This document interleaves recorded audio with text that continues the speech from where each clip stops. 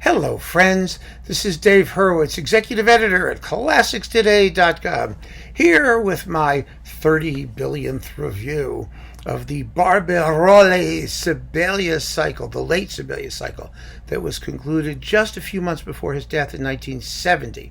This stuff has been reissued, God knows how many times, and I've had the opportunity to review it every time it's been done. And so for this particular chat, I am going to do a little bit of performance art. I'm going to read my last major review of the box on ClassicsToday.com because I think it really encapsulates the whole thing, and I won't leave out any details that way, and it really does cover it pretty comprehensively.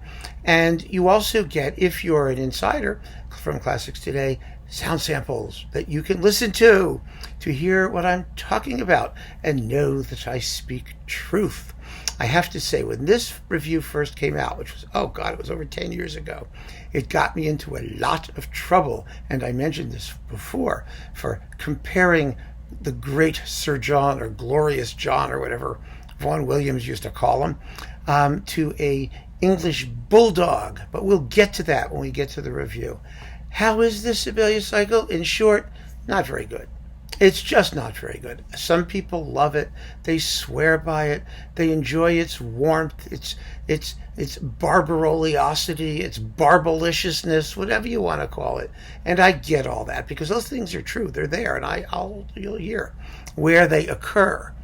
But by and large, it's a self-indulgent, messily played, not terribly well recorded, sad conclusion to Barbirolli's life story as a Sibelian and as a conductor at Halle in Manchester. And I wish it weren't so, but it is.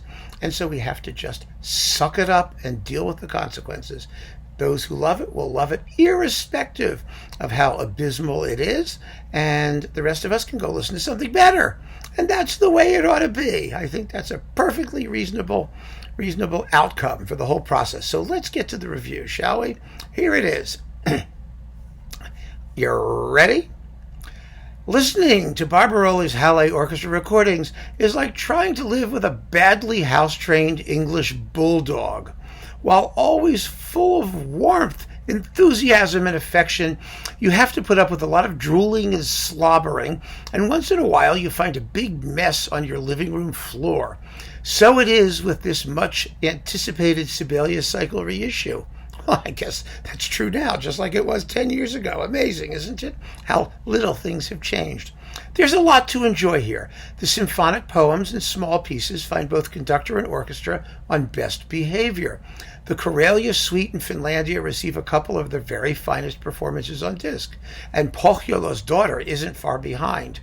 The symphonies, alas, are another matter entirely. However much I admire Barbirolli's generosity of gesture and sheer bigness of vision, his frequently blustering manner and rhetorical excesses threaten to overwhelm many of the music's most intimate moments, while the Halle's response varies from acceptable to an amateurishness and insensitivity that would make a community orchestra blush. And I'm not kidding, folks.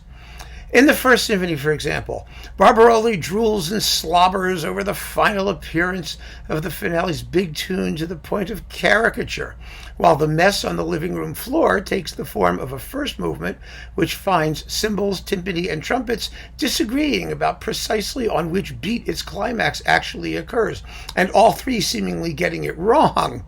The whole thing is so under tempo and lacking in energy, particularly in the inner movements, that it comes as something of a shock, particularly given Sir John's legendary way with the Second Symphony, which is the best performance by far, exciting, bold, and fervent.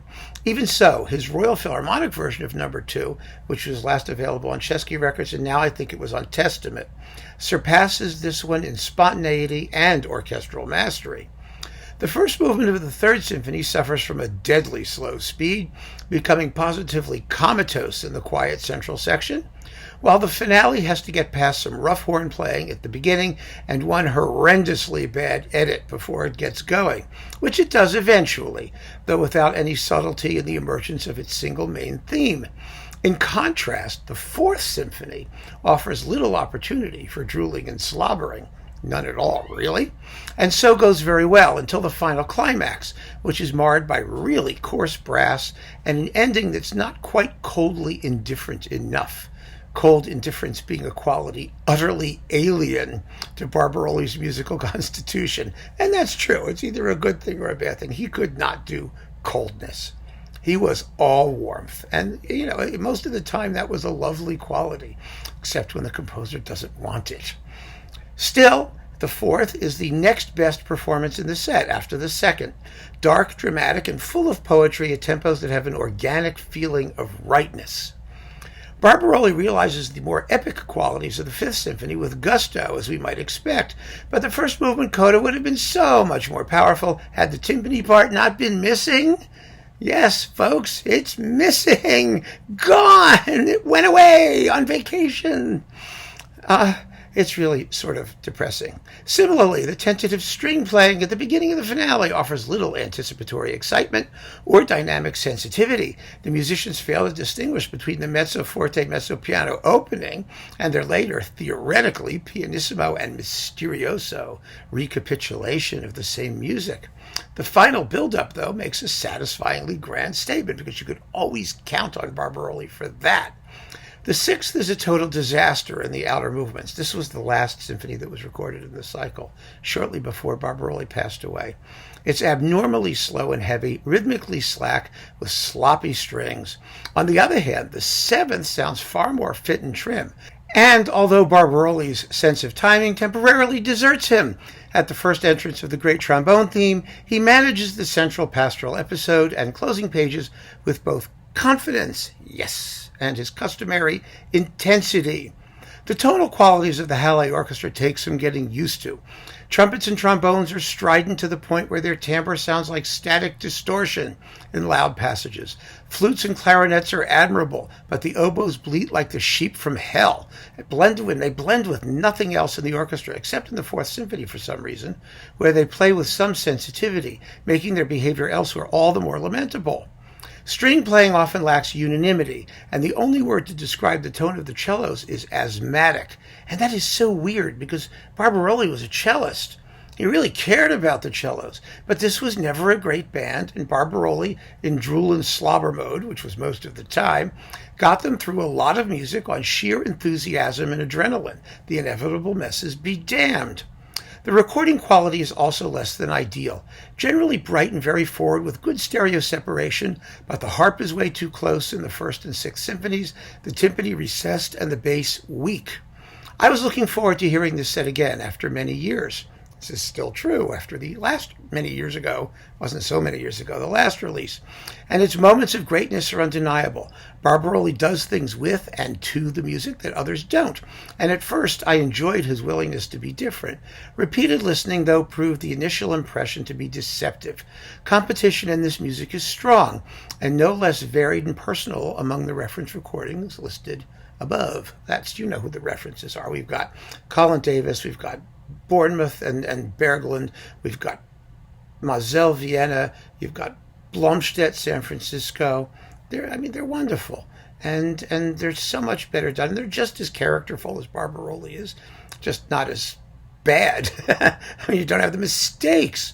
So although Barbirolli's enthusiasm and passion are admirable, in the last analysis, his lack of consistency and podium discipline, that mess on the living room floor, leaves a stain that no amount of good intentions can remove completely.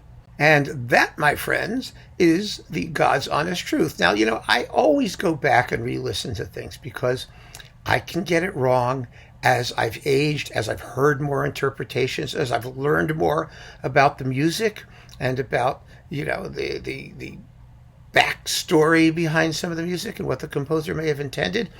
My opinions change too. They really do. But some things don't change. Good playing is good playing.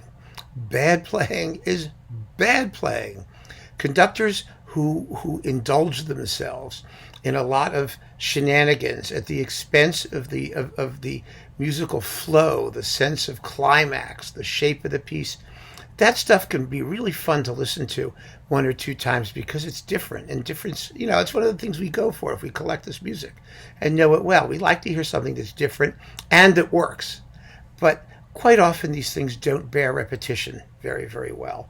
And Barbirolli Sibelius, I find, does not withstand competition terribly well. Competition does not withstand repetition. That's the word. Repetition very well. And, I wish it were otherwise, but he was still a lovable guy. He had terrific ideas about how the music should go. Sometimes they worked. More often, in this particular cycle, they didn't. He did some earlier Sibelius, which was superior, which is not contained in this box. I wish it had been. That would have been nice, instead of just reissuing the same old stuff all over again, just like they did before, only with a different cover photo. I mean, that's all that they've done, basically. And so, Warner keeps his stuff in print. I guess people keep buying it, but you don't have to. So keep on listening, folks. Thank you for joining me. Take care.